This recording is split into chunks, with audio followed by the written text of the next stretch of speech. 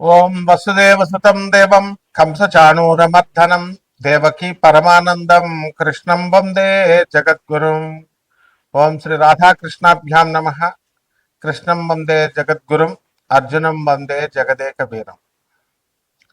మనకి ఆ గురుగ్రహం అందరూ కూడా ఏమని చెప్తారంటే, గురుగ్రహం కనుక నీకు బాగున్నట్లయితే నీవు సంచుల కొద్దీ డబ్బులు వస్తాయి, లేకపోతే క్వింటాళ్ళ కొద్దీ బంగారం వస్తుందని చెబుతూ ఉంటారు. మీరు కూడా ఆనందంగా వింటూ ఉంటారు. కానీ గురుగ్రహము ఏ విధమైనటువంటి సంపదలని కూడా మీరు కోరుకున్న రేంజ్లో ఇవ్వదు. మీ నాన్న మీకు ఆస్తి ఇస్తాడు, ఎప్పుడు ఆయన చచ్చిపోయేటప్పుడు ఇస్తాడు.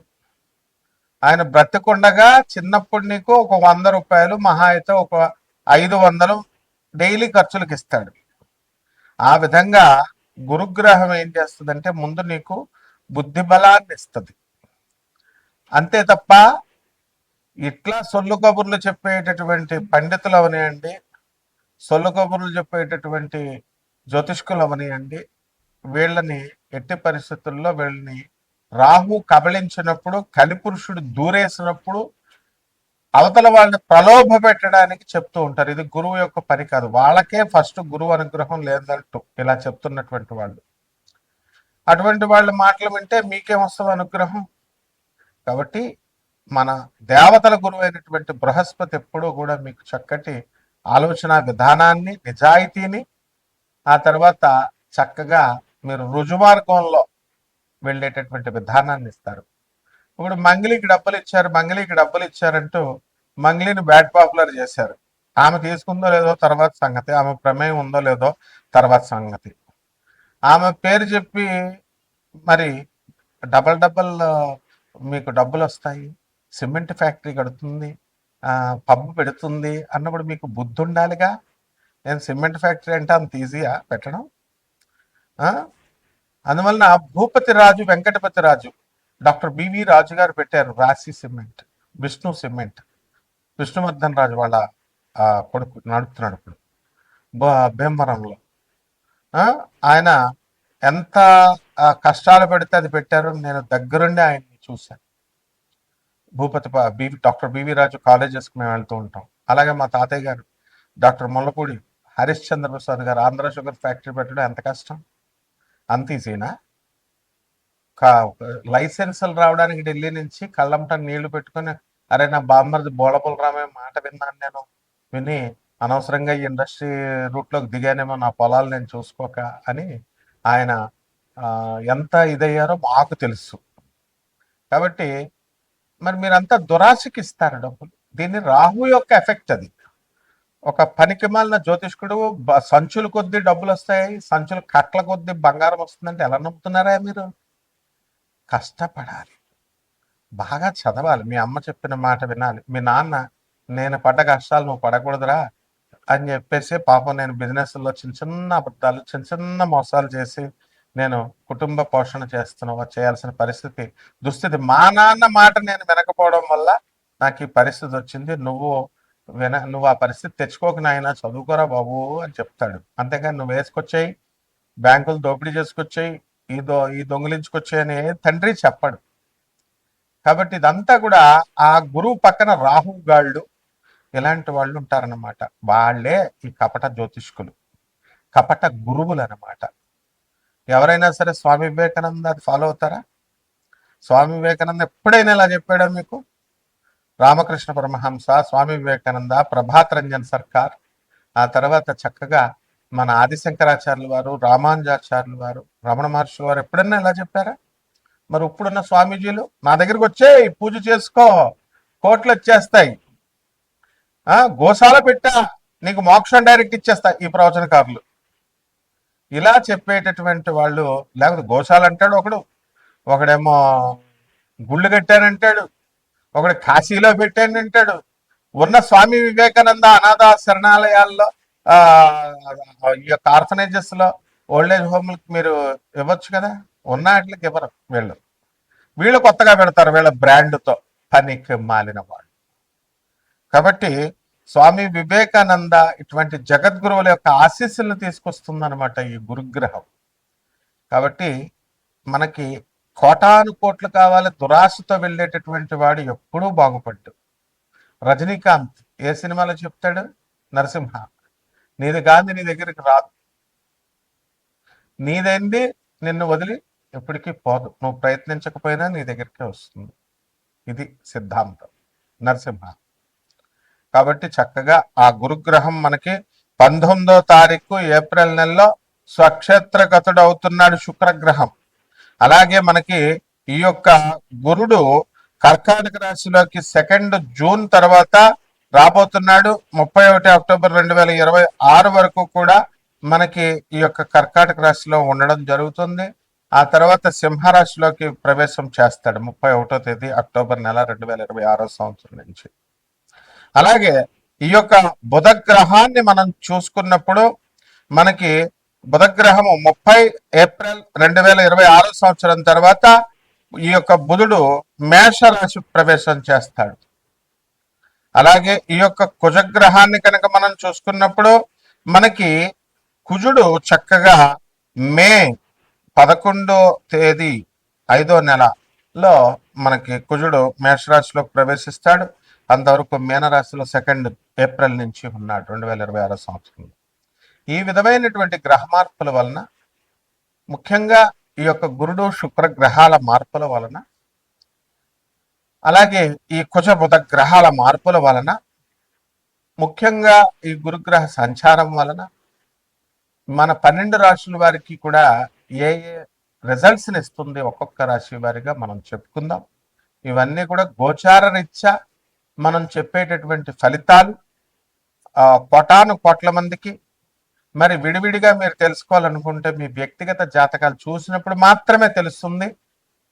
కాబట్టి ఎవరైతే సీరియస్గా ఉన్నటువంటి వాళ్ళు, సీరియస్గా డెవలప్ అవ్వాలనుకునేటటువంటి వాళ్ళు, అంతేగాని గ్రీడీగా కాదు.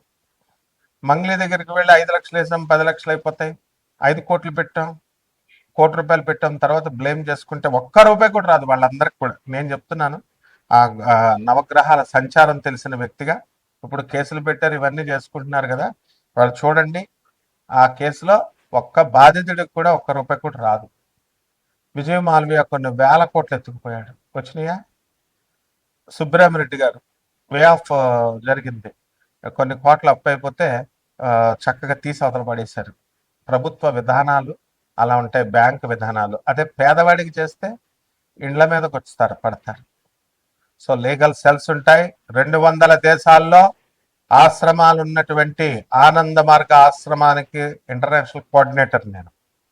సిబిఐ కొల్యూడ్ అయ్యి కొంతమంది కపట ఆర్జీ శ్రీవాత్సవ ఐజీ కొల్యూడ్ అయ్యి కరప్ట్ అయ్యి ఆనాటి ఇందిరాగాంధీ 19 ఎమర్జెన్సీ సమయంలో మా గురువు గారిని సిబిఐ అరెస్ట్ చేసినప్పుడు అతను పాయిజన్ ఇచ్చారు, మామూలు మనిషి అనుకొని విషం తాగాడు, విషం ఇచ్చారు.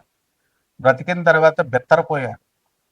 బెత్తరపోయిన తర్వాత ఆయన సాక్షాత్తు శివసంభూతుడని తెలుసుకొని అదే ఐజీ శ్రీవాత్సవ ఆయన పాదాల మీద పడి క్షమాపణ అడిగి ఈ రోజున మాకు ఆనంద్ నగర్ జార్ఖండ్ లో Singhbhum first landscape on the earth అని అక్కడ ఆయన సన్యాస దీక్ష తీసుకున్నాడు మా గురుగారి దగ్గర. ఇప్పుడు కూడా సర్వ్ చేసుకుంటున్నాడు. సో సింగభూమి జార్ఖండే first landscape on the earth అని geological survey of India geological evidences ఉండగా, అలాగే ఎన్జిఆర్ఐ ఇవన్నీ కూడా సెంట్రల్ గవర్నమెంట్ ఎవిడెన్సెస్ ఉండగా బుద్ధి లేదా ప్రవచనకారులకి? బుద్ధి లేదా మీకందరికీ చెప్పేటటువంటి వాళ్ళు యూట్యూబ్కి మైథలాజికల్ స్టోరీ లాగా చెప్తారు. ఏది ఈ యొక్క ఏమిటది కల్కి పుడతాడు, ఏమిటా ఆ ప్లేస్ ఏమిటి? కల్కి పుడతాడు శంబాలా నగరం. రిపీట్, కల్కి పుడతాడు, అది శంబాలా నగరం అని ఒక మైథలాజికల్ స్టోరీ లాగా అదేదో ఎక్కడో ఉంటది, అది హిమాలయ పర్వతాల తర్వాత ఎక్కడో ఉంటది, మానవులు వెళ్ళలేరు. ఏంటి సొల్లు కబుర్లు చెప్పాను నేను. First landscape on the earth Singhbhum, refer చేసుకోండి గూగుల్. జార్ఖండ్ ఇండియా, అది భూభాగం అని చెప్పి జియోలాజికల్ ఎవిడెన్సెస్ చెప్తుంటే మళ్ళీ మీరు ఇది చేస్తున్నారు. ఏం do you want me to file the cases against all such YouTubers? ఎందుకు చరిత్రను మారుస్తున్నారు మీరు? అలాగే రాముడు అయోధ్యలోనే పుట్టాడు. మైథలాజికల్ స్టోరీ రామాయణం కావ్యం అని చెప్పడానికి మీకు ఎవరిచ్చారు అధికారం? మరి పని పట్టలేక అయోధ్యలో రామాలయం కట్టారు. పని పట్టలేక భక్తులందరూ రాముడి వారి దగ్గరికి వెళ్తున్నారు. అలాగే మధురాలో కృష్ణుడు పుట్టాడు. దట్స్ మళ్ళీ కృష్ణుడు మైథలాజికల్ స్టోరీ భాగవతం అబద్ధం, భగవద్గీత అబద్ధం అంటూ కొంతమంది యూట్యూబర్లు రా మీరంతా. యూట్యూబర్లు మీరు ఉపాసకులు అవుతారా? మీరు భక్తులు అవుతారా? స్వామి వివేకానంద శిష్యురా మీరు? గురు పరంపర నుంచి వచ్చినటువంటి వాడిని నేను చెప్తున్నాను. రాముడు గురువు. రాముడు అయోధ్యలోనే పుట్టాడు, అదే సాకేతం. మధురలో కృష్ణుడు పుట్టాడు, అదే గోలోకం. రామాయణం అనేటటువంటిది కల్పితం కాదు. భాగవతం అనేటటువంటిది కల్పితం కాదు. కురుక్షేత్రం అనేటటువంటిది కల్పితం కాదు. యక్షిణీల గురించి మీకేం తెలుసురా? యక్షిణీల గురించి చెప్తున్నారు ఒక ఆర్గనైజ్డ్ గా, ఒక గౌరవప్రదంగా. నేను చెప్పుకొస్తే వేరే ఛానల్ వాళ్ళు వేరే గొట్టంగాల్ని చిన్న చిన్న వాళ్ళని పెట్టి యక్షిణీలు గురించి మీకు తెలిసినట్టు చెప్తున్నారు. మీరు ఉపాసన చేయలేదంటూనే మీకేం తెలుసు అసలు? ఎందుకు? How do you degrade the Hindu goddesses? So ఇవన్నీ కూడా మీరు చెప్పడం వల్ల, ఈ దురాశాపరులైనటువంటి ఈ జనం చూడటం వల్ల ఏమవుతుందంటే ఈ యొక్క మీకు రిజల్ట్స్ రావు. గురుగ్రహం చేసేది అదే నిజమైనటువంటి జ్ఞానాన్ని చెప్పడం. గురు పరంపర అంటే ఆజ్ఞాపించాలా గురువు? ఆదేశ్వరు గురు దత్తాత్రేయుడు ఆదేశిస్తాడు. It is an order. ఆదిశంకరాచార్యుల ఆది గురువు ఏమంటాడు? నా గురోరధికం, నా గురోరధికం, నా గురోరధికం ఇది శివ శాసనతః. శివుడు శాసించాడు. ఇదేమన్నా రాజకీయ నాయకుళ్ళు సీఎంలు పిఎంలు అనుకుంటున్నారు చెప్పడానికి. దిస్ ఇస్ ఆర్డర్, గురువు ఆర్డర్. కాబట్టి ఇక నుంచి ఎటువంటి మైథలాజికల్ స్టోరీస్ లాగా ఎవరు కూడా చెప్పకూడదు. అలా కనుక చెప్పినట్లయితే తప్పకుండా లీగల్ ప్రొసీడింగ్స్ కి వెళ్తాం. ఇదే గురుగ్రహం చేసేటటువంటి. అంతేగాని బస్తాలు బస్తాలు డబ్బులు మీకు ఇచ్చేది, బస్తాలు బస్తాలు మీకు డబ్బుల్ని ఇవ్వదు. జ్ఞానాన్ని ఇస్తుంది, మంచి గురువుల్ని ఇస్తుంది, మంచి స్నేహితుల్ని ఇస్తుంది, నిజాయితీ పరులుగా ఉన్నటువంటి వాళ్ళ చేత మీకు కల్పించి యథార్థ భక్తిని, నిజ భక్తిని మీకు కల్పిస్తుంది. ఇక 12 రాశుల వారికి ఒక్కొక్క రాశి వారిగా మీకు ఏమేం ఫలితాలు ఇస్తుందో ఈ వీడియోలో చూద్దాం. తులారాశి. ఈ తులారాశి వారికి అందరికీ కూడా మనకి గురుగ్రహము భాగ్యంలో ఉండడము అదృష్టాన్ని ఇస్తుంది. కాబట్టి ఈ గురుగ్రహ సంచారం తర్వాత మనకి కేంద్రంలో వచ్చేటటువంటి గురుడు అత్యంత బలోపేతుడై తులారాశి వారికి కోర్టు కేసుల నుంచి కొంత రిలీఫ్ ఇవ్వడం అనేటటువంటిది జరుగుతుంది. భార్యాభర్తల మధ్య కొట్లాటలు కొంతమందికి తులారాశి వారికి ఉన్న పడక సౌఖ్యం అనేటటువంటిది తులారాశి వారికి తక్కువగా ఉంది. కోర్టుల్లో వీళ్ళ తల్లిదండ్రులు చేసినటువంటి, బంధువులు చేసినటువంటి తప్పిదాల వల్ల వీళ్ళందరూ కూడా కోర్టుల చుట్టూ తిరగడం అనేటటువంటిది జరుగుతుంది. అదేవిధంగా ఈ తులారాశి వారందరూ కూడా ఉద్యోగాల కోసం సకల ప్రయత్నాలు చేస్తున్నారు, కానీ కొత్త ఉద్యోగాలు రావడం లేదు. అవి వస్తాయి త్వరలో. గురుమార్పు తర్వాత వస్తాయి, 2 జూన్ తర్వాత. ఈ లోపల మనం చేయాల్సినటువంటి పనులు ఏవైతే ఉన్నాయో అవన్నీ కూడా ఆర్గనైజ్డ్ గా చేసినప్పుడు ఈ ప్రతి పని కూడా సక్సెస్ అవుతుంది. ఈ రాశి వారందరూ కూడా ఎన్నో రకాల వ్యాపారాలు చేయాలని ప్రయత్నాలు చేస్తున్నారు, సంపద బాగా పెంచాలని. అయితే పంచమంలో ఉన్నటువంటి రాహుగ్రహ ప్రభావం వలన వీళ్ళకి సంతానం నుంచి అనేకమైనటువంటి సమస్యలు వీళ్ళకి రావడం జరుగుతుంది. పిల్లల చదువుల విషయంలో చదవకపోవడం సరిగ్గా ఇవన్నీ. అలాగే షష్ఠ స్థితిగతుడైనటువంటి ఈ యొక్క శని, కుజ, బుధ గ్రహాల ప్రభావాల వలన మీకు మీ కమ్యూనికేషన్ గ్యాప్ల వల్ల మరి మిత్రుల మధ్య, పరివారాల మధ్య, బంధువుల మధ్య మీకు ఇవన్నీ కూడా డిస్టెన్స్ అనేటటువంటిది పెరిగింది. అలాగే ల్యాండ్ వాల్యూలు పెరిగి చక్కగా భూములన్నీ కూడా మంచి రేట్లలో మీరు అమ్మడము, మంచి లాభాలు రావడం అనేటటువంటివి జరుగుతాయి. అలాగే ఈ రాశి వారికి శని కుజ ప్రభావాల వలన యాక్సిడెంట్లు జరగడానికి అవకాశాలు ఉన్నాయి కాబట్టి జాగ్రత్తగా అవసరమైతే తప్ప ప్రయాణాలు చేయకూడదు. అదేవిధంగా ఈ యొక్క కుజబుధుల యొక్క ప్రభావం వలన మోకాళ్ళ నొప్పులు రావడానికి అవకాశాలు అధికంగా ఉన్నాయి. శస్త్రచికిత్సలు ఇవన్నీ కూడా జరగడానికి అవకాశాలు ఉన్నాయి.